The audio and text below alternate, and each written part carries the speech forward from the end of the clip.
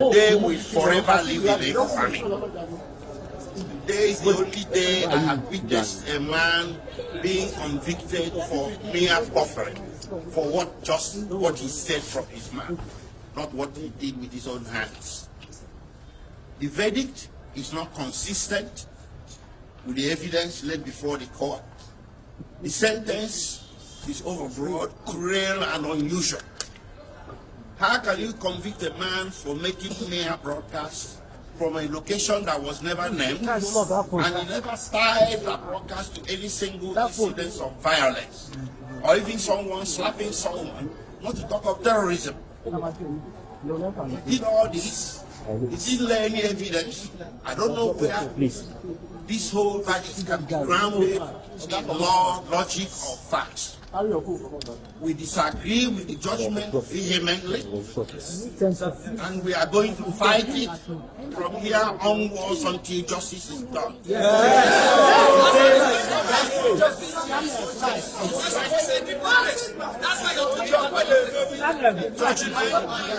Judgment, politics is based on some tribal, primordial sentiments. Just because Mazu Nandi Kanu is Igbo. An Igbo man has become the person in Nigeria that should be trampled upon. I'm not saying this because I'm Igbo. I'll say it for the Hausa or Yoruba who gets trampled upon. But today we saw an Igbo man being trampled upon, and by God Almighty, we are not going to allow it. Nobody is going to trample on me. Nobody is going to trample on Nandi Kanu. Mazu Nandi Kanu is not a terrorist. He's a man that was pursuing change. To pursue a separate nation of yours is not a crime.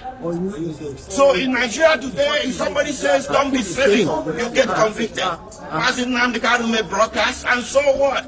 And you convict him for terrorism, for mere words in the Federal Republic of Nigeria. What kind of precedent is being made? So from here, we are heading to the Court of Appeal.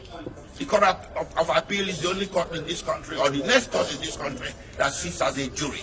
We are going to approach justices there to check out what happened in court today. And we are pretty sure the justices will agree with us that today was the symbol of the travesty of justice that everybody has been suspecting all along. If the Court of Appeal disagrees with us, we head to the Supreme Court. But by God Almighty, Mazu Nandi Kanu is not going to stand convicted. He's going to get overturned. Thank you. First of all, I want to talk to the Igbos that nobody should take laws into your hand. I'm assuring you, this judgment is predicated on anger. Thank God that the judgment was streamed live and everybody watched it. You will see the anger in delivering the judgment, and it's not predicated on law. Now, I also want to let you know that this charge, that the investigation that gave rise to this charge was not investigated, because Mazu Nandi Kanu's purported statement was rejected by this court, and they did not tender any document as investigation report. That is to say, the investigation was not, the offense was not investigated. Having said that, also something that happened in court today, Mazu Nandi Kanu filed a matter in Court of Appeal. And he's asking, my lord, that particular matter I filed in Court of Appeal anchored on this particular issue. Please, can you just suspend this judgment? Let Court of Appeal direct what to do. My lord refused. Now, on the issue of anger, you journalists will bear with Mazu Nandi Kanu that government, Nigerian government, and the judiciary are not fair to Mazu Nandi Kanu. What do I mean? Nandi Kanu was given judgment by Court of Appeal. Federal government refused to comply with that judgment given by Court of Appeal until after 8 days before the appeal against it. When we get to the Supreme Court directed prosecution what to do. Amend this particular charge. Nandi Kanu was saying that, please, can you amend this charge? They refused. With the combined effect of all this, I'm assuring you that this judgment will not stand, and the Court of Appeal will do justice to it. Now, I also want to plead with judiciary. Nandi Kanu is representing himself because the court has given the prosecution a blanket order to detain Mazu Nandi Kanu wherever they want. They should detain Mazu Nandi Kanu where we have access to file his appeal, because he has 90 days to file his appeal. And the judge said that the judgment should be ready in the next 15 minutes. I also enjoy the media. We have the record of proceedings from the day till today.